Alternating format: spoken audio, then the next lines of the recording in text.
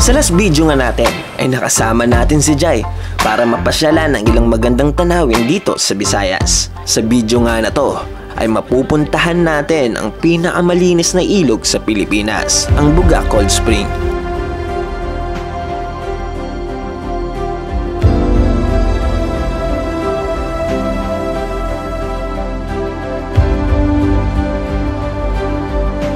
Siyempre, mapapasyalan din natin ang ilang cold spring na pwede mong mapuntahan dito sa amin. Pero bago lahat yan, ito muna ang mga ganap dito. Nakauwi na nga ako sa Mindanao at dito natin simulan ang kwento sa San Francisco, Agusan del Sur.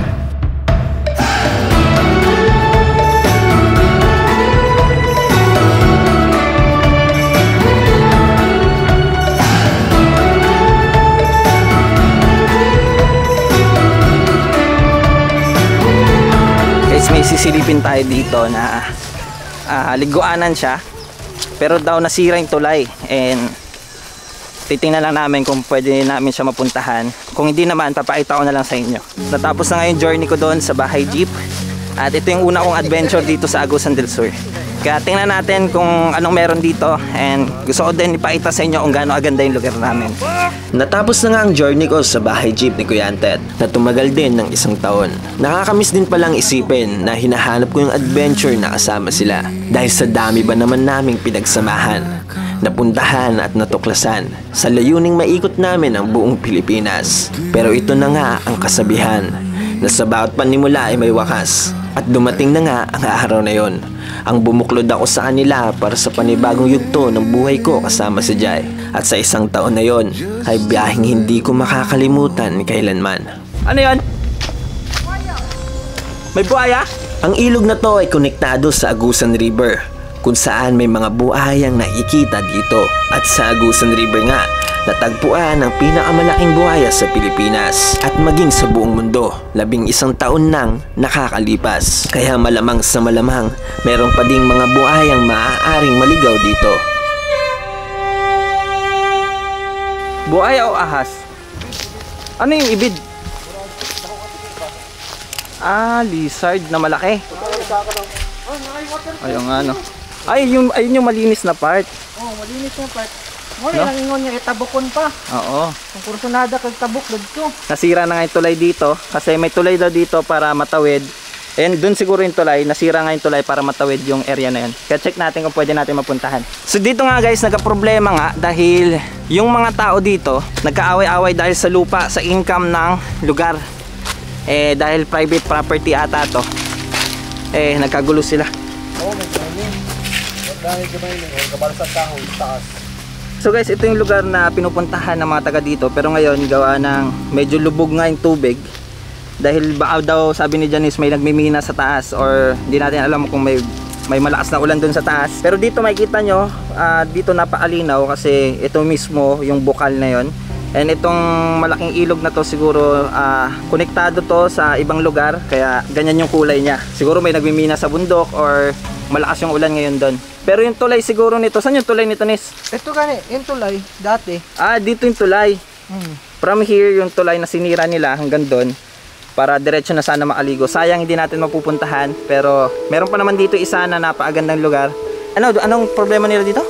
Apat daw yung, tatlo yung entrance. Oh. Naging napakadami yung gustong pakinabangan yung lugar na to, kaya nagkagulo-gulo. Nagdesisyon na lang sila na sirain yung lugar, and ngayon hindi na siya napupuntahan. Nakakasad naman. Hindi sirain yung lugar, What I mean is sirain yung tulay, kaya ngayon hindi na siya napupuntahan. And syempre yung mga turismo, yung mga gustong pumunta dito, hindi na siya mapupuntahan. Sayang naman. Sayang, ganda pa naman. Pero ang ganda sana kasi para siyang enchanted river din. Kasi yung kulay napaalinaw. Pero dito guys sa unahan, doon na lang tayo sa kabila, may pupuntahan tayo dito. Katapat niya lang, and napaalinaw din ang tubig doon kasi isa siya sa pinaka-pinupuntahan ng mga taga dito sa mga Agusan del Sur pag napakainit ang panahon. Pumupunta doon para mag-chill and mag-relax. Kaya punta tayo doon and tingnan natin kung ano meron doon. Cole, bakit doon lubog yung tubig? Si Agusan to Agusan River. Ay, Agusan River na yan. Oo, Agusan. Ay, connected siya sa Agusan River. Ayan, oo. Kaya pag lubog doon, lubog din dyan. Lubog din, oo. Anong cost nan? Mina? May mga Mina, yan, money, Mina. Mina, Pulan. Mina din. Ay, Mina talaga Mina, yan oo. dyan. Kasi ang ginagamit nila, bako. Ah, Mas bako. placer pa, nag-placer. Halimbawa, yung lupa, ginanunan, spray ng ano, yung spray. Para yung gold, malitaw. Kaya pala ganyan ka, ano, labo, no? Ayan, oo. Sayang. Ganda sana. Maganda sana. Kaso lang, Noong una, last year, matinaw rin. Pero ngayon, naku, lubog, permanente. laging lubog dahil sa Mina. Mina, oo. At nagtuloy-tuloy na nga ang biyahe namin papunta doon. Sa di kalayuan, mararating mo din agad ang Libuacan Cold Spring. Dito sa Tagbina, Surigao del Sur.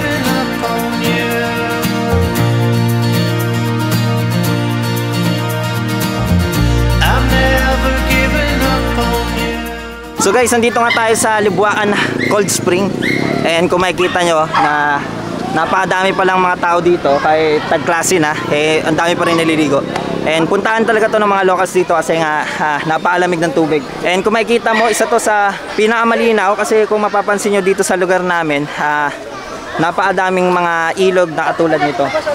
Ito si Clyde, tatalon si Clyde. Go boy. Ito yung kapatid ko guys. Uy, tanggal yung cup mo. Dawak ko, kalo niya. Dawak ko sana ng kalo. Okay, go. At dito nga ay nagtalunan na kami ng kapatid ko. Sino ba namang hindi mahihikayat sa gantong klaseng kalikasan? Sa ganda at linaw nito, sigurado akong mag-e-enjoy ka talaga.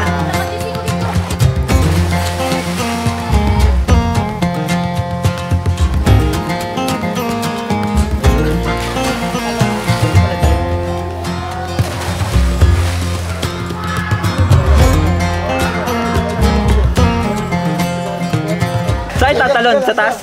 Ha? Diyan? Pwede dyan? Pwede tumalon dyan? Sige. Ay, nabasahin bawal. Huwag mong basahin yung bawal. Ay, wag lang basahin yung bawal. Ay, bawal! Bawal kita eh. May mga ano dito, kabataan na gustong tumalon din sa taas. Kahit bawal. Papagalitan to sila.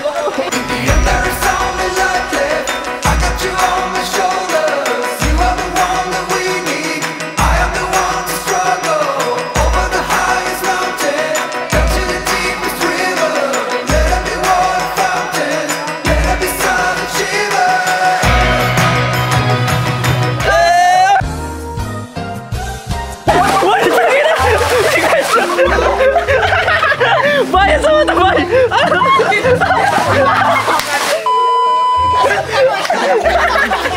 Usaman to!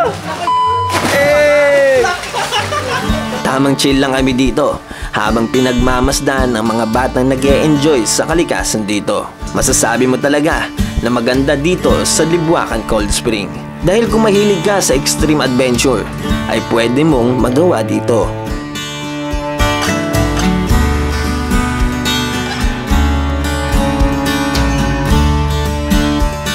Wala na record to, Carl.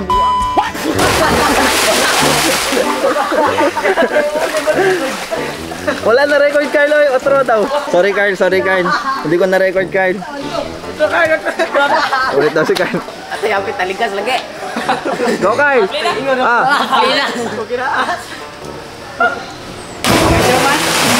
Pinagbigyan ko lang ang mga batang gustong masali sa video. After nga nun, ay umalis na kami para puntahan ang Buga Cold Spring.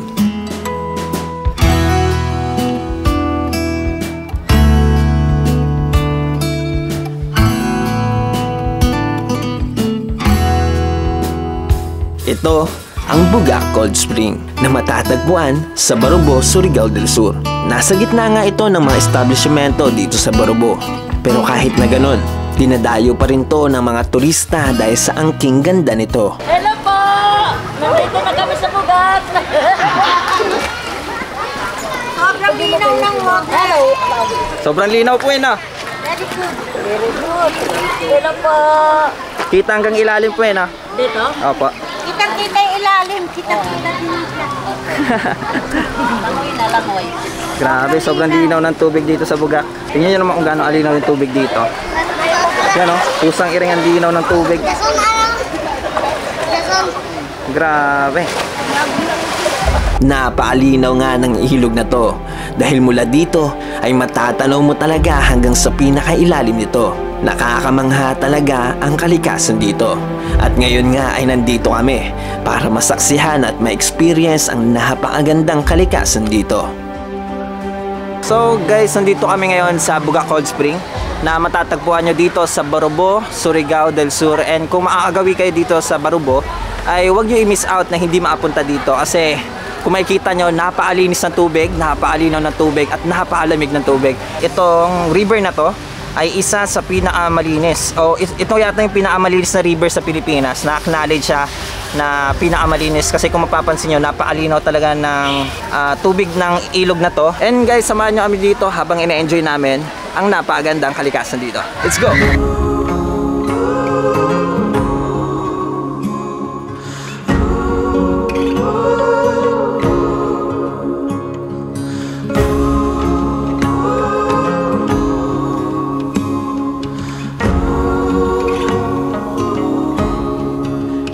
From the south, storming along the shoreline. Those who were right came here with nothing more than dreams of a brighter sun that could make their shadows run.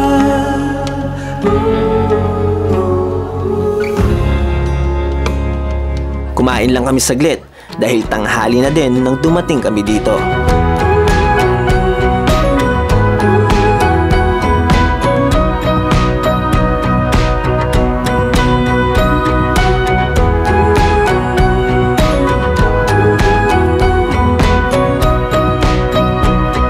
So guys, ligo muna tayo dito sa Bugak and tingnan nyo naman, para siyang napakalaking swimming pool. And tara, ligo tayo.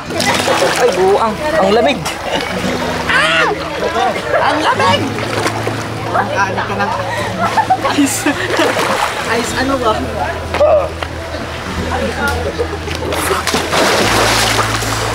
Ice ba no? May pagkalasang dagat no? Dagat? Dagat ba no? Dagat din. Dagat kami nag-mix. Nag-mix ang kwan.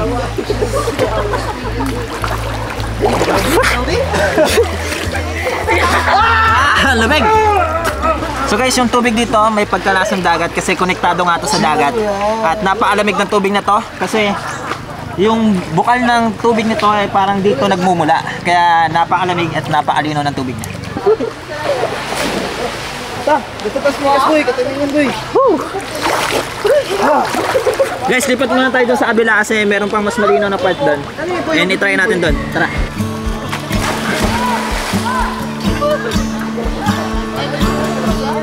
Ano boy? Kumuha kang bato diri pa para sa imong story. Grabe, sobrang linaw no.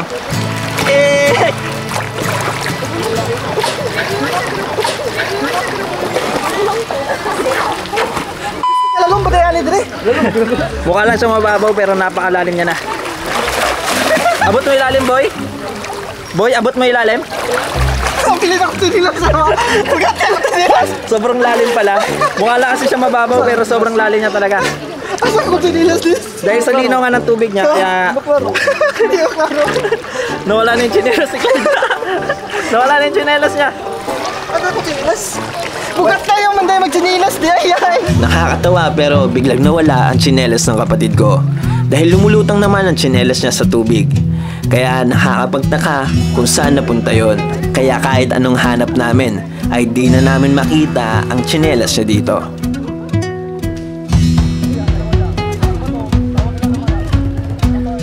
Oh, nandito yung pinsan ko. Hi guys. Hi guys. Oy, girlfriend mo?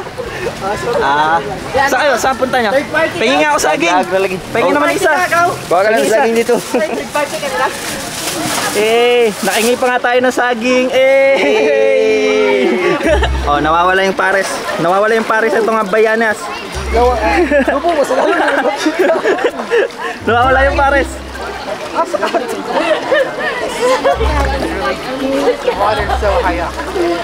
Grabe, tingnan nyo yung tubig dito guys, kung gaano kalinaw yan.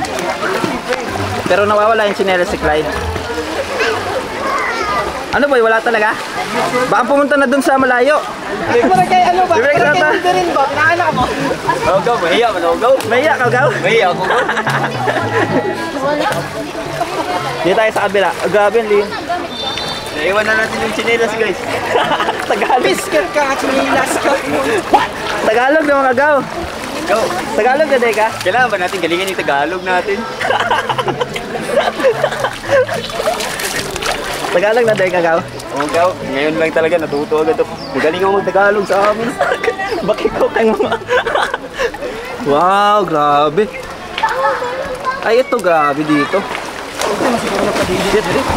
Swimming pool. Grabe, para swimming pool, no? Ang tinaw ng tubig dito. Tingnan mo, palidit. Babaw ah. Ikaw nga, talong ka. Dalong na eh. So guys, dito sa Bugak, para siyang isang malaking swimming pool. Pero puntahan talaga to ng mga locals at napakadaming tao ngayon dito. Lalo na siguro pag weekends. At kung siguro kung walang klase, kaya ngayon, sakto lang yung tao, hindi ganun kadami, pero napaka-solid ng lugar nila. Masasabi ko na ang swerte ko talaga dahil nakakapunta ako sa mga lugar na katulad nito na mabigyan ako ulit ng pagkakataon ng Panginoon na makita ang ganda ng buhay na meron ako ngayon at magkaroon ng pamilyang mababalikan at masasandalan sa mga panahong katulad nito.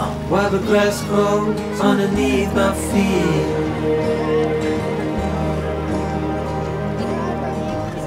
been running out of time for so long. Hello, hello, hello, Leon. Now I'm running out of so long. Hello, hello, hello, Leon. Hope I got the time to tell you. Hello, hello, hello, Leon. Hello, Leon.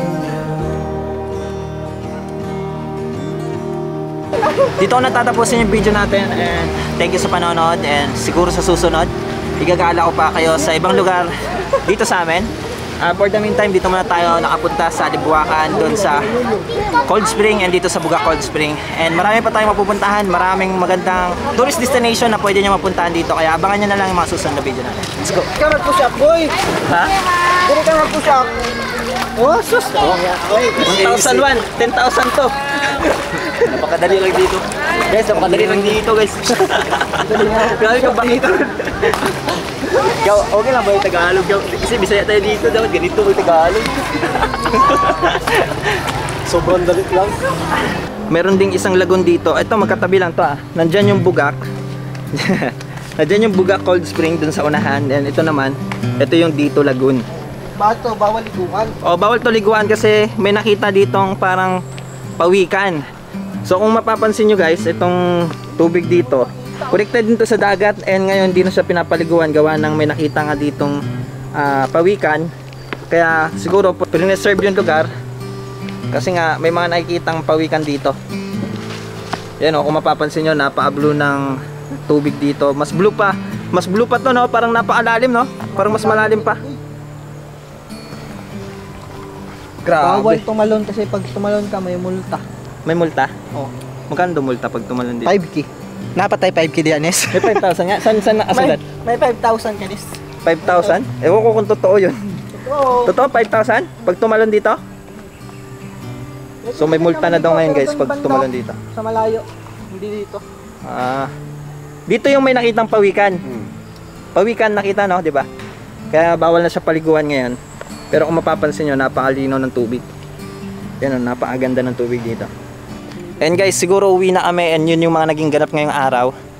Medyo marami din tayo napuntahan na explore, pero sure ako na sa mga susunod na araw, marami pa tayong mapupuntahan. Gawa ng dito sa lugar namin ay buhay na buhay at napakayaman sa yaman ng kalikasan. And guys, samahan nyo kami mag-explore and subaybayan nyo kami dahil guys, papakita ko sa inyo kung gaano aganda yung lugar namin dito. Kaya, tara!